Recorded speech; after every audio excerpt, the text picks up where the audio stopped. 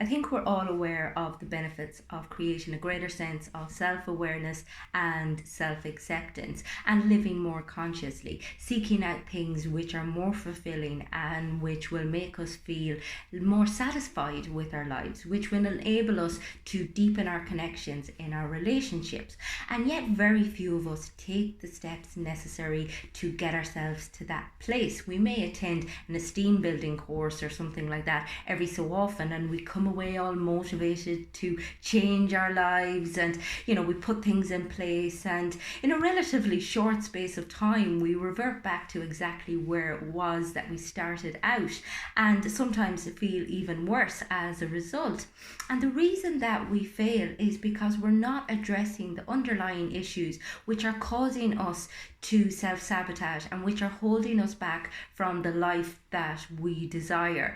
And it's oftentimes a choice that we make, because living consciously, addressing the reasons that you have created defense mechanisms, addressing the reasons why you have low self-worth, can be extremely painful. It's not an easy process, and it's one that requires a lot of commitment, a lot of acceptance, and a lot of courage. And a lot of people would just prefer to live their life on autopilot and just to numb out and not have to deal with any of that stuff, and just assume that kind of your legacy and your purpose is something far out in the future that you don't have to worry about right now. But the thing is, life is short. Every single day you have a choice. You can start living the life that you desire, or you can continue to live a life which really doesn't serve you and which really doesn't reflect your potential.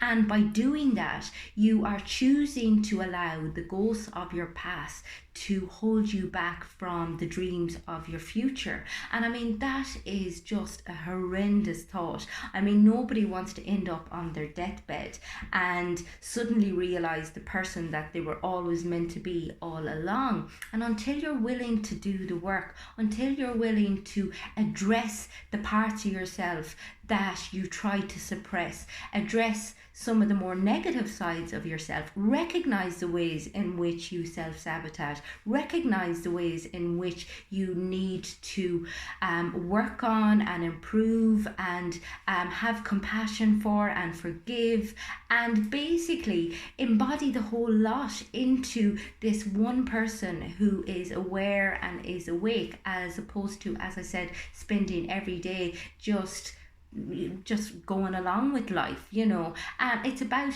creating as opposed to just getting through the day. It's about finding acceptance for what is, as opposed to fighting your reality and fighting against who it is that you really are. Finding acceptance for all the stuff that you never wanted to happen, but which unfortunately you had no control over, and then making conscious decisions to act despite whatever it is that's holding you back.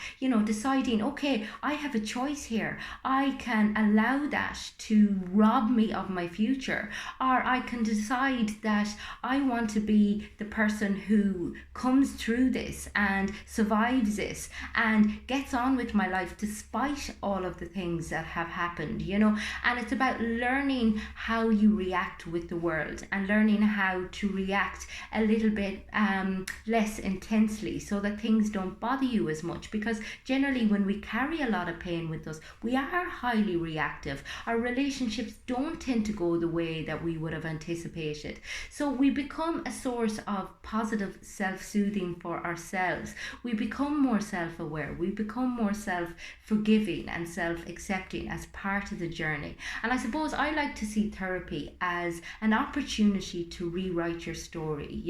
I mean, it's not going to change what happened in the past, but it can change your narrative of it. It can try to shine a more positive outcome on it, as opposed to assuming that what has happened in the past is going to dictate the rest of your life. And it's not easy. And as I said, there's a lot of kind of, I suppose, particularly on social media, content out there at the moment talking about self-love like as if it's something that you can just turn on like a switch, and it's not. I mean, I'm still on my journey. I've been on my journey since my early teens, and I will be on my journey until the day that I die, and I have accepted that. I'm happy to work with that, and I actually see it as an honor because not everybody gets to that place.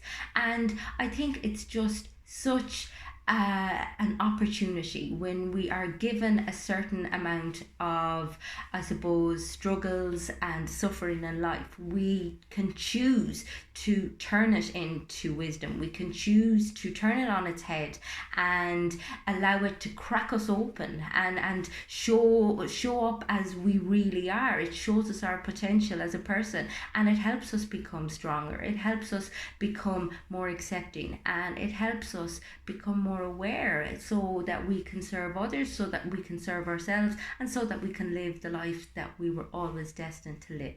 So, if you would like to work on your self awareness and self acceptance, if you would like to work through your past experiences in order to build a better future, get in touch with me on the website. It's fundamentals.ie.